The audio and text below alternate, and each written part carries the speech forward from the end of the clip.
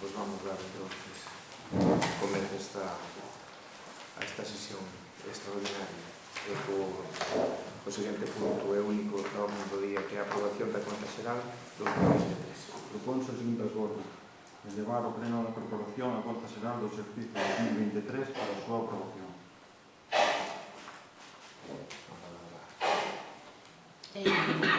Unha vez máis, estamos en falta que desde a alcaldía e o grupo do goberno non nos fagan unha presentación, unha explicación do documento contable que se nos achega, simplemente non nos someten así e tal. Xa temos en outras ocasións, efectivamente, a conta xeral é a plasmación contable dos gastos e ingresos que existiron en principio, efectivamente, ao largo do 2023 neste caso. Entón, non vamos a decir nada sobre as operacións matemáticas que aí se reflecten, pero sí un pouco sobre a forma de planificar o gasto, cando menos, por parte do equipo do goberno, que é unha forma de actuar que nos non compartimos, que é, actuar, máis que planificar, sen planificación, abusando do que serían contratos menores que non teñen que ser fiscalizados ni sometidos, que son elegidos, en ocasións son necesarios, pero neste caso creo que se abusa desa práctica, que evidencia efectivamente unha falta de planificación nesa vía. Entón, nos non podemos decir nada sobre a suma dos gastos e ingresos, que entendemos que está ben, pero sí que non compartimos a práctica que reflicten e, por tanto, imos a absternos. Abstense, bueno. Sí, Acabo do proceso.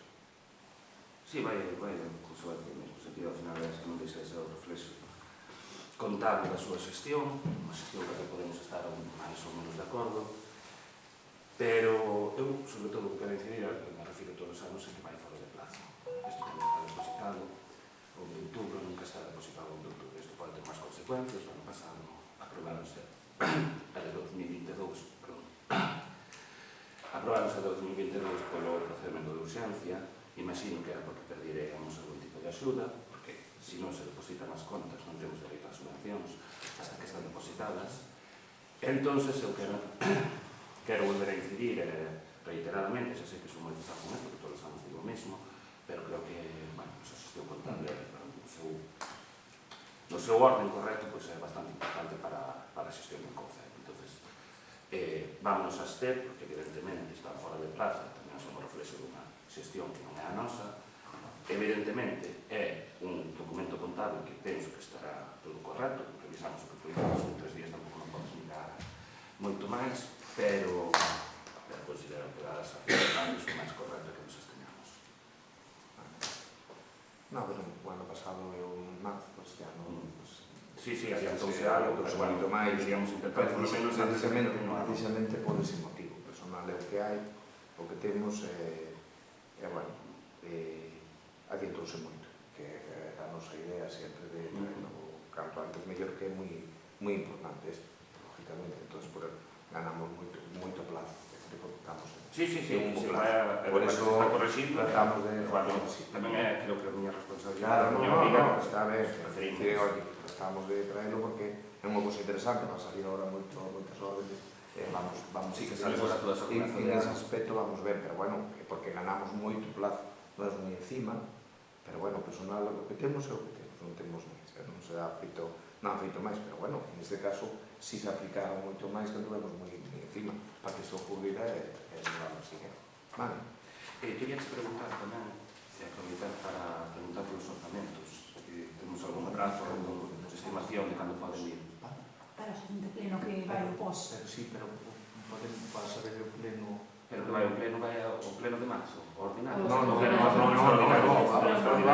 Por o plazo, non terminaba o plazo do pos. Sí, Primeiros de marzo. No, pero vamos a levar pronto, chamamos Para o pos e máis pos orzamentos. Si van ir xuntos. Vale, que non quixemos facer este antes por este motivo. Sí, porque non queríamos levar máis, pero non nos dá. Temos que adiantar isto, é moi importante. Sí. Vale. Bueno, pois nós votamos a favor. Vale.